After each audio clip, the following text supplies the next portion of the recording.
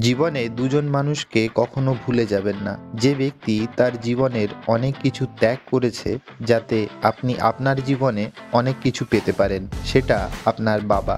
যিনি আপনার জীবনের সমস্ত দুঃখ ভাগ করে নেয়, আপনার মা। যদি আপনি আপনার মা বাবাকে ক্ষমা করে দেন, নিজের জীবনের সমস্যার জন্য দোষ দেয়া বন্ধ করে দেন, তাহলে আপনি 10 গুণ বেশি খুশি থাকবেন এখনের থেকে। যদি আপনি আপনার জীবনের আরও উন্নতি করতে চলেছেন, আপনি আপনার 99% কাছের বন্ধুদেরকে হারিয়ে ফেলবেন। যদি আপনি যে কোনো জিনিসকে ব্যক্তিগতভাবে না নেয়ার অভ্যাস করতে থাকেন, তখন আপনি অনেক বেশি অভিজ্ঞ হয়ে যান।